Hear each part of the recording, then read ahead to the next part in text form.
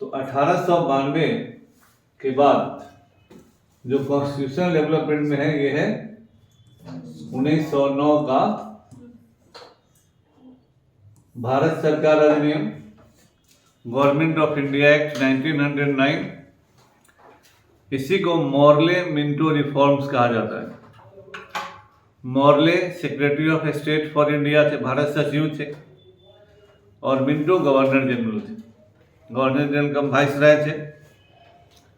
दोनों के मिलकर जो सुधार हुआ वही इतिहास में मॉर्ले मिंटो रिफॉर्म्स कहलाता है। 1892 के बाद भारतीय राजनीति बहुत तेजी से बदली थी। हालांकि 1892 से 99 तक ये ठहराव का समय है। कांग्रेस का मतलब जब 92 का एक्ट आया तो 92 के काउंसिल एक्ट से इसके बाद ए.ओ. ह्यूम को अंग्रेजों ने जबरदस्ती भगा दिया इंडिया से। ह्यूम रिटायरमेंट के बाद शिमला में बसे हुए थे। Almost he was forced to leave India, क्योंकि अंग्रेजों को लगा कि ह्यूम ही कांग्रेस के पीछे का फोर्स है। तो ऑलमोस्ट उसे कहा गया कि तो अब चलो यहाँ से हो गया बहुत, और उसे इंग्लैंड भेज दिया गया। कांग्रेस के अंदर पूर्णकालिक सदस्य नहीं थे। फिर जब आदमी को बहुत बड़ा कुछ सोचता है और कुछ छोटा मिल जाता है तो सेटिस्फाइड बहुत सारे लोग हो जाते हैं। जैसे अब आईएएस का तैयारी करने चले, क्लर्क या बड़ा बाबू या एसएससी हो गया, तो उसके बाद पढ़ने की इंटेंसिटी बहुत कम लोगों में बचती।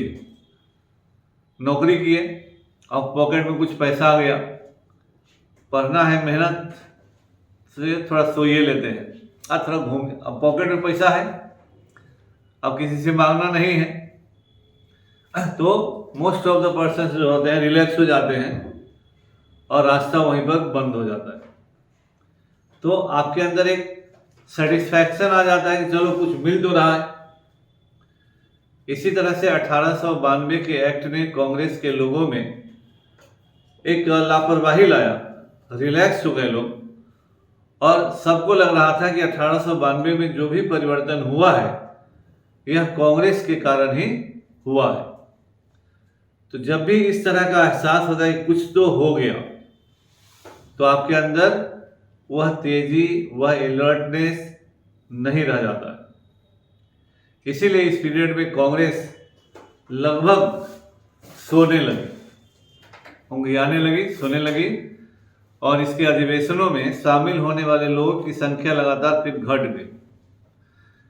तो 1892 से 1899 का जो पीरियड है मॉडरेट फेज का सबसे कमजोर पीरियड है ना।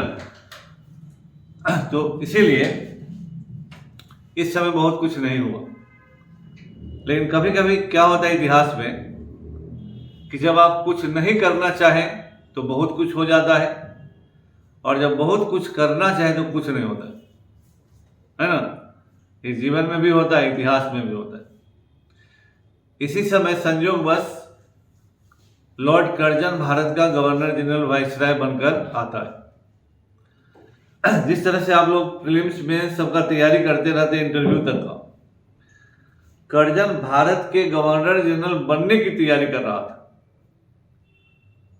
और वह विदेश मंत्रालय में एशिया का इंचार्ज, इस एरिया का इंचार्ज रह चुका था। यानी भारत में गवर्नर जनरल बनने से पहले वह भारत के एशिया के सिचुएशन को बहुत अच्छे तरीके से जानता था।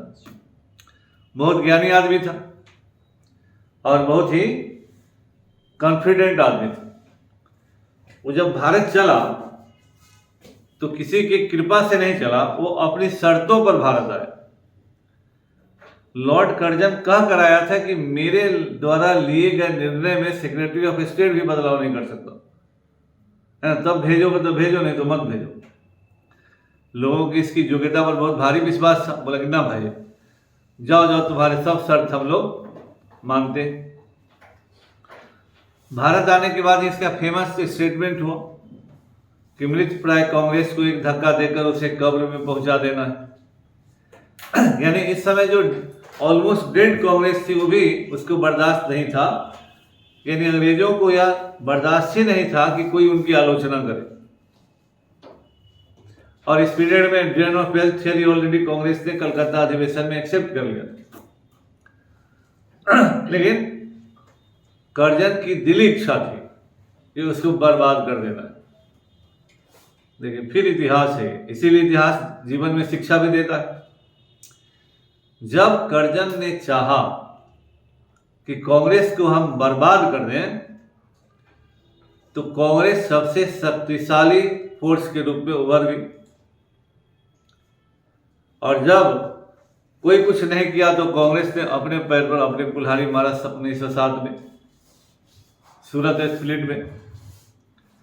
लेकिन यहां आने के बाद कर्जन का ऑब्जेक्टिव क्लियर था और उसको पता था कि कांग्रेस के लिए लाइफ लाइन बंगाली जो एलिट क्लास है वही फाइनेंस करता है।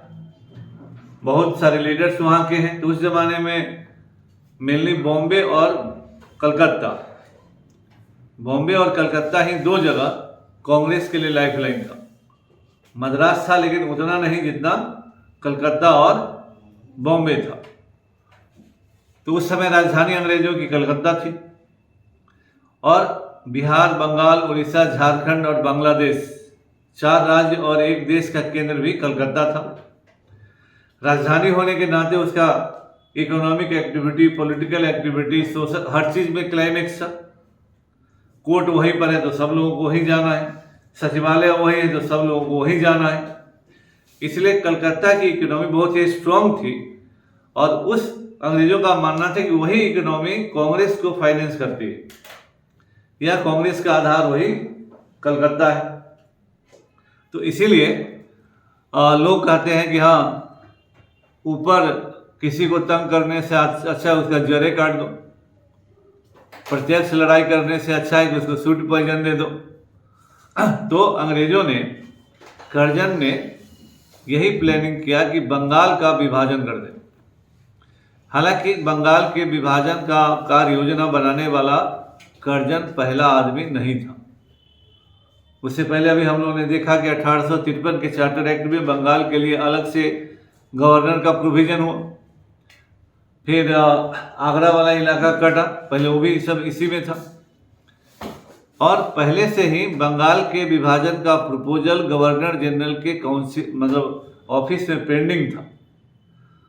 कर्जन जब उन फाइल्स को देख रहा था तो उसे बंगाल के विभाजन का फाइल मिला और उसको लगा कि ये बहुत अच्छा काम है जिसके द्वारा अगर हम बंगाल को बांट देते हैं और कलकत्ता के बदले एक दूसरी राजधानी भी बन जाती है तो कलकत्ता को जितनी ताकत मिल रही है वह ताकत 2 भागों में बंट जाएगी। आर्थिक रूप से कलकत्ता टूटेगा, तो जब कलकत्ता आर्थिक रूप से टूटेगा तो पहले अपना पेट भरेंगे तब ना आपका भरवाएंगे। तो कांग्रेस का जो आधार है वही कमजोर हो जाएगा, तो कांग्रेस के अंदर ताकत नहीं रहेगी चल पाने के लिए, है ना। तो इसलिए कर्जन ने बंगाल विभाजन की जो योजना बनाई, 1903 में इसकी घोषणा हुई और 1905 में इसको लागू किया। 1905 में जब ये लागू हुआ तो इसका जो बंगाल विभाजन के खिलाफ आंदोलन हुआ, जिसको स्वदेशी आंदोलन भी कहते हैं और बंग भंग आंदोलन भी कहते हैं, इसमें बाल गंगाधर तिलक जैसे लोग थे, है ना, गुरुदेव रविंद्रनाथ टैगोर भी इसमें शामिल हुए। और कलकत्ता बंगाल में इतनी सारी पॉलिटिकल एक्टिविटी बढ़ी कि एक व्यक्ति ने लिखा कि जो काम 200 साल में नहीं होता, 50 साल में नहीं होता, 6 महीना में हुआ। पॉलिटिकल अवेयरनेस इतना बढ़ा कि पहले 3-4 महीने में 500 से अधिक पब्लिक मीटिंग्स हुई। जिस देश में कहीं 200-400 आदमी किसी मीटिंग में नहीं जुटते थे, वहां कलकत्ता के सेंट्रल हॉल में 50,000 से अधिक लोग जुटे। और ये पहला ऑल इंडिया आंदोलन है। बंगाल विभाजन तो इसीलिए मेंस में टर्निंग पॉइंट कहा जाता है। इंडियन मेंस में सवाल आया हुआ है क्योंकि पहला उस जमाने का आंदोलन है जिसका प्रसार Akhil Bharatiya all India level पे हुआ। पहले के जमाने में बिहार का मसला है बिहार समझे, बंगाल का मसला है बंगाल समझेगा, बॉम्बे का मसला है बॉम्बे समझेगा। लेकिन पहला बार ऐसा हुआ कि बंगाल के विभाजन के खिलाफ मद्रास में भी हंगामा हुआ, प्रतिरोध हुआ, बॉम्बे में भी हुआ, पूना में भी हुआ, पंजाब में भी हुआ। यानी ये पहला मौका है जब देश के दूसरे हिस्से के लोगों ने अपने देश के अलग हिस्से के लोगों के कॉज के साथ कंसोलिडेशन दिखलाया। तो इसीलिए कहा गया कि जिस राष्ट्रवाद को कुचलने का प्रयास हुआ कर्जन के द्वारा, वह राष्ट्रवाद अपने उस समय तक के जीवन के सर्वोच्च शिखर पर पहुंचे, है ना। कर्जन अभी कैसा सोच नहीं सकता था, इतना बुद्धिमान, इतना ज्ञानी, इतना अहंकारी गवर्नर जनरल का पॉलिसी ही फेल कर गया, सीधे उलट गया। तो यही समझिए इतिहास है ये, कितनों बुद्धिमान आदमी है समय परिस्थिति है तो उलट जाइएगा, है ना। तो जिस राष्ट्रवाद को तोड़ने का प्रयास हुआ वह राष्ट्रवाद उस समय तक के सर्वकालिक सबसे मजबूत स्थिति में आया, मतलब उस समय तक के लिए। इन सभी घटनाओं ने अंग्रेजों को हिला दिया और अंग्रेज बड़े मुश्किल में आए। हालांकि 1906 में कर्जन को जाना पड़ा अलग परिस्थिति में, उसी शर्त के उल्लंघन के कारण। जब कमांडर इन चीफ के बारे में कर्जन की बात नहीं मानी गई, कर्जन ने कहा कि हम रिजाइन कर देंगे, लोगों ने कहा कि रिजाइन दे दो भाई, तुमसे छुटकारा मिले, तो रिजाइन देके चला गया, है ना। तब फिर बाद में चलकर मिंटो गवर्नर जनरल बनकर आए। अब जब नाराजगी होती है तो फिर उसका मलहम पट्टी होता है। अब अंग्रेज मलहम पट्टी के लिए लगे हुए थे। इस बीच कांग्रेस के अंदर उग्रवादी तबका तेजी से आगे बढ़ा था। बाल गंगाधर तिलक और लाला लाजपत राय मेनली दो आदमी थे, अरविंदो घोष भी थे। बिपिन चंद्र पाल टेम्पोररी गरम दल के नेता थे, वो अस्थायी न थे, न इसके पहले थे न फिर इसके बाद हुए। लेकिन इतिहास में लाल बाल पाल कहा जाता है। लाला लाजपत राय, बाल गंगाधर तिलक और बिपिन चंद्र पाल, ये लोग मॉडरेट कांग्रेस के विचारों से पूरी तरह से असहमत थे और इनका कहना था कि प्रेयर, पिटीशन और प्रेस नहीं, अब प्रेशर की राजनीति होनी चाहिए, दबाव डाला जाना चाहिए। उदारवादियों का कहना था कि दबाव डालने से अंग्रेजों को समझाना मुश्किल होगा और जो फिरोज शाह मेहता और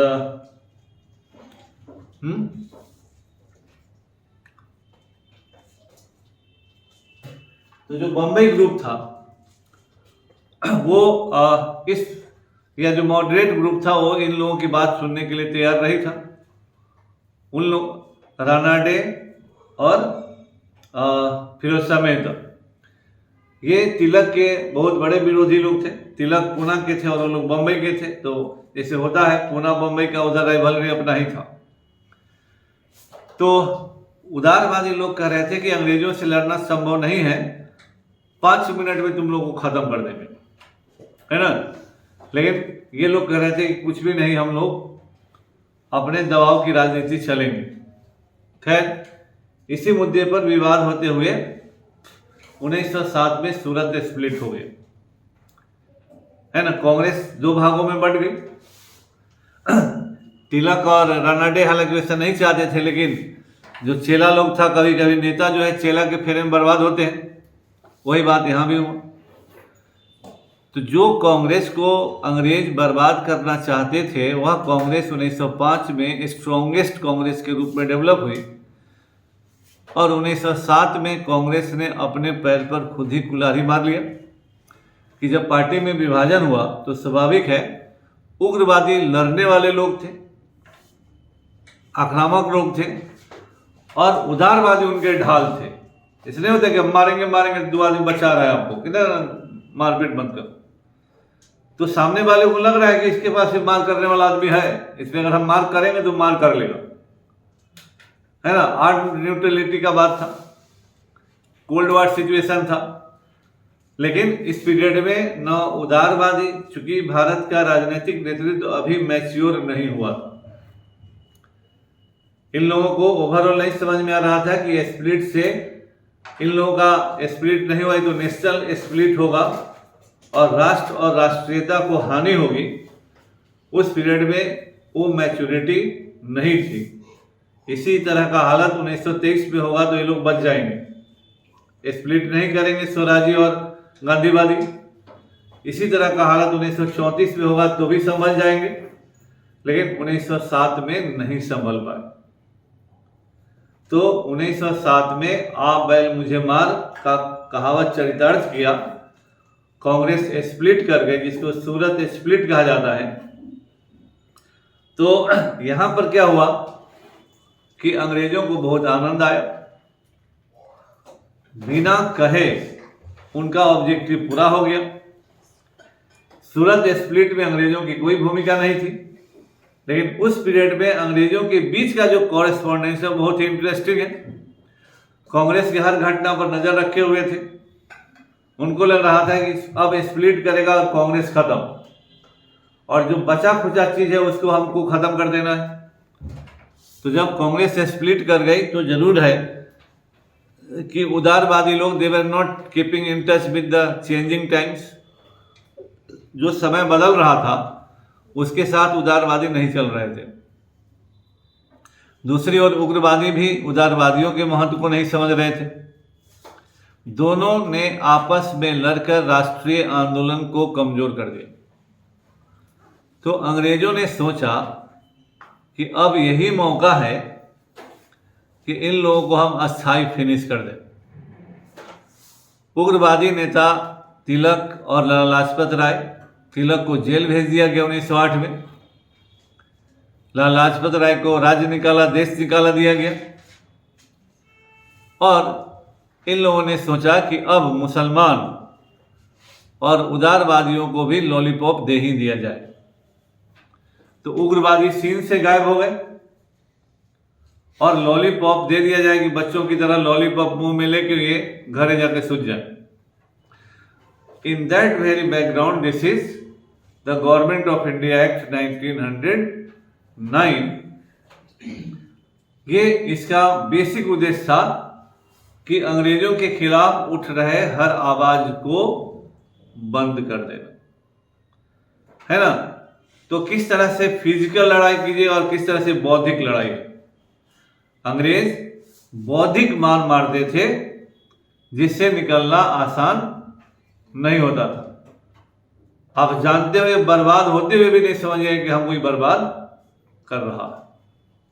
तो 1909 का भारत सरकार अधिनियम, जिसे मॉर्ले मिंटो रिफॉर्म्स कहा जाता है, आने के बाद अंग्रेजों को बहुत आराम से अंग्रेजों ने शासन किया। इसके बाद वर्ल्ड वार 1 के ब्रेक होने के पहले तक कोई परेशानी उनको नहीं हुई। जो प्रोविजंस दिया उससे मॉडरेट गदगद हो गए कि हमारे कारण ये सब हुआ, ये तो उग्रवादिया सब बर्बादी के लिए था, अच्छा हुआ कि जेल चल गया, है ना। डायनार्ड जी बोलते थे कि उग्रवादियों को पार्टी से बाहर करना जरूरी है। ये लगा वैसे ही कि जैसे शरीर का एक अंग सड़ गया है तो उसको काट कर नहीं खत्म कीजिएगा तो पूरा शरीर सड़ा देगा। इस तरह का बात लोग इस्तेमाल करते थे। इहो लोग बोलते थे कि फरिया लेना है। तो आपस में फरियाने में हम लोग इतिहास में बहुत सारा कारनामा किए हैं, है ना।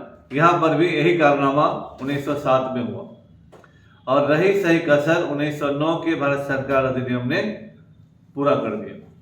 चलिए, The Indian Council Act 1909 was an act of the British Parliament that introduced a few reforms in the Legislative Council and increased the involvement of Indians limited in the governance of British India. It was more commonly called Morley-Minto reforms after the Secretary of State John Morley and Viceroy of India the 4th Earl of Minto, है ना। तो Morley Minto reforms Morley Bharat सचिव था और Minto viceroy था।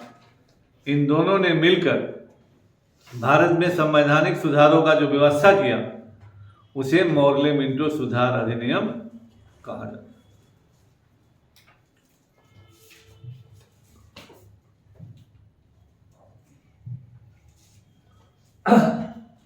Despite Queen Victoria's proclamation that Indians should be treated equally, very few Indians got such an opportunity as the British authorities were hesitant to accept them as equal partners. जैसे हर तरह का चीज जैसे है, भारत किसी भी समाज में ऊंचा नीचा का भाव केवल भारत में ही नहीं होता। अंग्रेज लोग रंग के आधार पर ऊंचा नीचा करते हैं। अंग्रेजों को लगता था कि हम गोरे हैं तो हमारे सामने कोई नहीं है, तो कलर्ड लोगों को वो आदमी भी नहीं समझते थे, है ना। बराबरी का बात ही अलग था। इल्बर्ट बिल विवाद उसमें बहुत महत्वपूर्ण है। जब भारतीय जजों को अंग्रेजों के मुकदमों को सुनने का अधिकार दिया गया, लेकिन भारत के सारे अंग्रेज उसके खिलाफ हो गए और रिपन को देश से भगाइए के माना जिसने इल्बर्ट बिल पास करवाया था, है ना। ये सोचना उनके लिए था कि भारतीय जज भले वो पढ़ा लिखा है, ज्ञानी है, उसकी कैसे औकात हो जाएगी कि वह किसी अंग्रेज को सजा देगा। ये रेशियल सुपरियरिटी था। तो वहां पर जब इक्वलिटी का बात भले कहा गया 1833 में, लेकिन कभी भी भारतीय लोगों को वो इक्वलिटी नहीं मिली। तो कह देना और करने में फर्क होता है। Lord Curzon had carried out the partition of Bengal. This led to a massive uprising. ये आपको बता दिए। तो उसी के कारण अंग्रेजों को लगा कि भारत में प्रशासन में सुधार जरूरी है ना। The Indian National Congress was also agitating for more reforms and self-governance for Indians.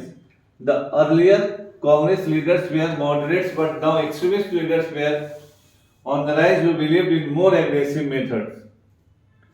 यानी कांग्रेस भी लगातार संवैधानिक सुधारों की मांग कर रही थी। कांग्रेस के अंदर अब उग्रवादी धारा ज्यादा आक्रामक हो गया था, तो अंग्रेज समझ रहे थे कि अब पहले वाली बात नहीं है। Indian national Congress demanded home rule for the first time in 1906। याद रखिएगा, भारतीय राष्ट्रीय कांग्रेस ने 1906 में पहली बार होम रूल मांगा। Gopal Krishna Gokhale met Morley in England to emphasise the need for reforms. इस समय गोपाल कृष्ण गोखले बहुत बड़े नेता थे, जो आगे चलकर गांधी जी के गुरु जी कहलाएंगे, है ना। इन्होंने इंग्लैंड में भारत सचिव से मुलाकात कर भारत में संवैधानिक सुधारों की मांग की। Shimla deputation, a group of elite Muslims led by Aga Khan met Lord Minto in 1906 and placed their demand for separate electorate for the Muslim. याद रखिए, शिमला डेपुटेशन यानी शिमला प्रतिनिधिमंडल, ये मुस्लिम प्रतिनिधिमंडल था। शिमला में जाके वाइसराय से मिला और इन लोगों ने मुसलमानों के लिए पृथक निर्वाचन क्षेत्र, सेपरेट इलेक्टोरेट का डिमांड किया। पृथक निर्वाचन क्षेत्र। और बड़े कमाल की बात यह थी कि 1906 में ही मुस्लिम लीग की स्थापना हुई ढाका में। 1906 में अंग्रेज लोग भारतीय राष्ट्रीय कांग्रेस को हिंदू की पार्टी कहते थे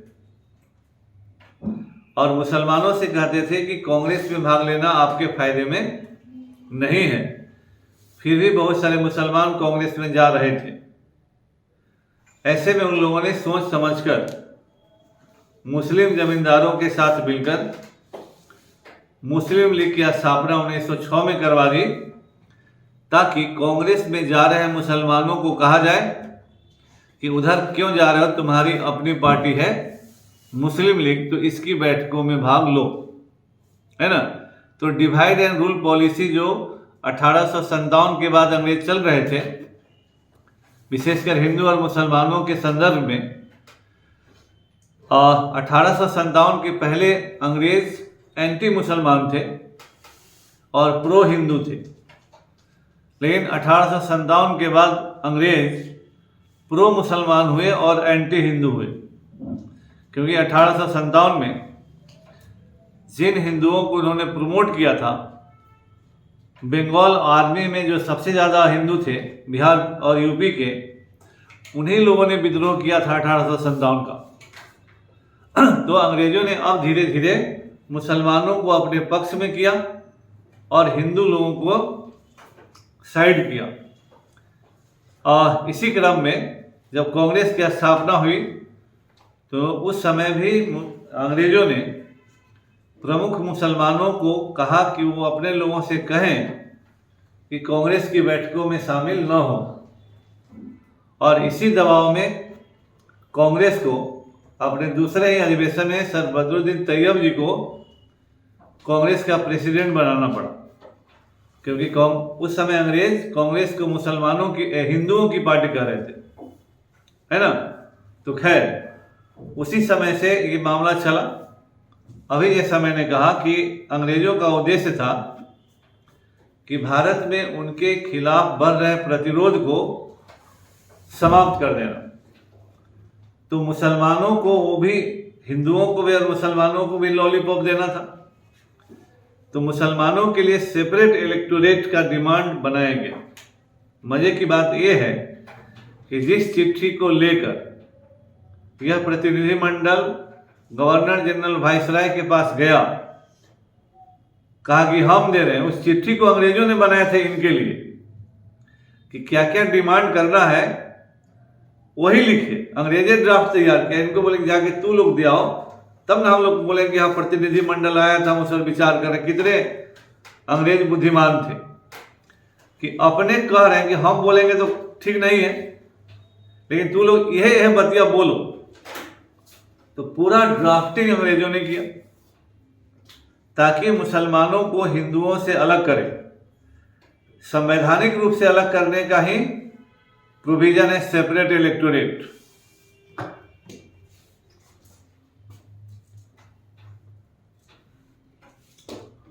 और उस समय का जो गवर्नर जनरल था secretary of state John Morley, वो भी भारत में सुधार का पक्षधर था। इसमें क्या क्या हुआ? Legislative councils at the centre and provinces were increased in size. विधान परिषदों का विस्तार हुआ, केंद्र में भी और प्रांतों में भी।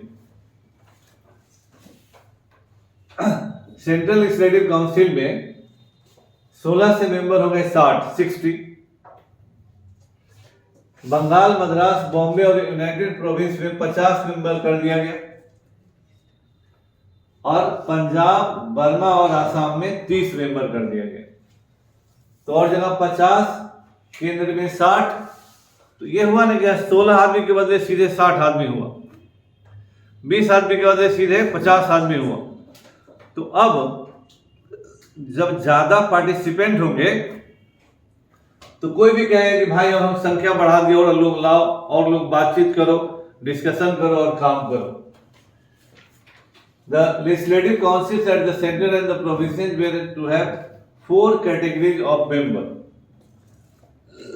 यानी केंद्र में विधान परिषद और राज्य के विधान परिषद में 4 तरह के सदस्य होने थे। एक्स ऑफिशियो मेंबर्स, पहला कैटेगरी क्या हुआ? एक्स ऑफिशियो, यानी एक्स ऑफिशियो जो अपने पद पर होने के कारण ही मेंबर अपने आप हो जाएगा। जैसे हम बोलते हैं ना कि vice president ex officio chairman of the Rajya Sabha. तो जो वाइस प्रेसिडेंट होगा वो अपने आप राज्यसभा का चेयरमैन होगा। तो गवर्नर जनरल और उसके एग्जीक्यूटिव काउंसिल के मेंबर एक्स ऑफिशियो मेंबर होंगे। नॉमिनेटेड ऑफिशियल्स मेंबर, जो नामांकित सरकारी सदस्य होंगे। Government officials who were nominated by governor general, governor general को नामांकित करेगा। nominated non-official members by the Governor General but were not government official. इसमें सरकारी अधिकारी होंगे और इसमें गैर सरकारी, दोनों गवर्नर जनरल के द्वारा नॉमिनेट होंगे. Elected members elected by different categories of Indians. तो अभी जो आपको हम बोले पीछे में जो हम लोग 1892 में पढ़े उससे विस्तार हुआ चुनाव की प्रक्रिया में. इस समय रियल इलेक्शन लागू होगा, है ना. विस्तारित तो नहीं है लेकिन फिर भी रियल इलेक्शन लागू होगा. देखिए, elected members were elected indirectly. The local bodies, स्थानीय संस्थाएं, local bodies elected an electoral college that would elect members of the provincial legislative councils. These members would in turn elect the members of the central legislative councils. एक चुनने वाली संस्था बनेगी, electoral college बनेगा. मतलब कुछ लोग चुनकर, मान लीजिए यहाँ पर 200 आदमी आए, 200 आदमी ने मिलकर 50 आदमी को चुना विधानसभा के लिए, विधान स्टेट काउंसिल के लिए, और वो 50 आदमी फिर केंद्र के लिए चुने. इस अभी राज्यसभा का चुनाव होगा ना, तो विधानसभा के सदस्य राज्यसभा के मेंबर चुनेंगे. नॉमिनेट नहीं हो रहे, चुने गए तो नीचे से लोग चुनकर आएंगे विधान परिषद में और यहां से लोग चुनकर जाएंगे केंद्र में, है ना. The elected members were from local bodies, chambers of commerce, landlords, universities, trade communities and Muslims, है ना. तो एक नया कैटेगरी आ जाता है मुस्लिम्स का. ये सब तो पहले से भी है, यही लोग चुनकर आएंगे. आम आदमी के लिए कोई इसमें उपाय नहीं, है ना. In the provincial council, non-official members were in the majority. However, since some of the non-official members were nominated, in total, non-elected majority was there. देखिए, गैर सरकारी सदस्यों का बहुमत होता था, लेकिन इलेक्टेड के अलावे नॉन ऑफिशियल मेंबर को नॉमिनेट क्या करता था? वाइसराय. तो वो उसी का आदमी होगा, वो आपका आदमी नहीं होगा. वो भारत का आदमी होने के बावजूद आपका नहीं होगा, क्योंकि यह दूसरे के रहमो करम पर आया है. तो नॉन ऑफिशियल के मेजॉरिटी होने के बावजूद भी आपके पक्ष में ज्यादा कुछ भी नहीं होगा. Indians were given membership to the Imperial Legislative Council for the first time. पहली बार भारतीय लोगों को साम्राज्य के विधायी परिषद के लिए मेंबर सदस्यता दिया गया. It introduced separate electorate for the Muslims. Some constituencies were earmarked for Muslims and only Muslims could vote their representatives. तो ऐसे लिख लीजिए कि 1909 के अधिनियम में पहली बार पृथक निर्वाचन क्षेत्र का सिद्धांत लागू हुआ. Separate electorate for the Muslims was granted for the first time in the 1909 Act. ठीक है.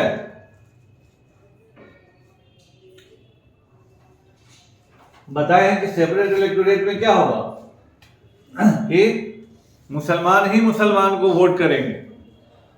रिजर्व और सेपरेट में अंतर होता है. रिजर्व में कैंडिडेट उसी कैटेगरी के होंगे लेकिन वोटर सभी होंगे, लेकिन रिजर्व कैटेगरी में कैंडिडेट और वोटर सब एक ही कैटेगरी के होंगे, उनको दूसरे लोग वोट नहीं देंगे. The members who discuss the budget and move resolutions, they could also discuss matters of public interest. अब लेजिस्लेटिव काउंसिल में डिस्कशन का दायरा बढ़ा, बजट पर भी और आम हित के विषयों पर भी, जैसे आज संसद में होता है उसी लिमिटेड तौर पर. They could also ask supplementary questions. देख लीजिए, अभी जो हम बताए थे कि उसमें पीछे वाले में अनुपूरक सवाल पूछने का प्रोविजन नहीं था, लेकिन 1909 के अधिनियम में अनुपूरक प्रश्नों को पूछने की अनुमति दी गई। No discussions on foreign policy और on the relations with princely states were permitted. यानी सदन में सवाल पूछने का जो दायरा था लिमिटेड था। आपको विदेशी मामलों पर सवाल नहीं पूछ सकते थे, रजवाड़ों के मुद्दे पर सवाल नहीं पूछ सकते थे। Lord Minto appointed on much persuasion by Morley S P Sinha as the first Indian member of the viceroy's executive council. ये बहुत सारे इम्तिहान में आया है, इसमें याद रखिए। एसपी सिन्हा है ना, गवर्नर जनरल के एग्जीक्यूटिव काउंसिल के सदस्य बनने वाले प्रथम भारतीय है ना।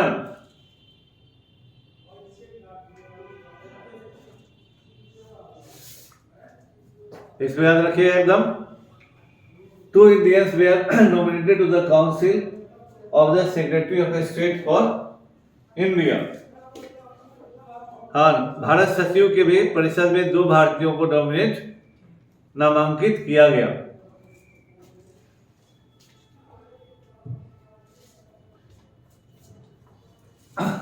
Assessment इसका, the act introduced communal representation in Indian politics.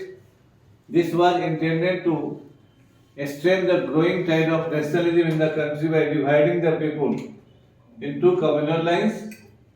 The culmination of this step was seen in the partition of the country along religious lines. The effects of differential treatment of different religious groups can be seen to this day.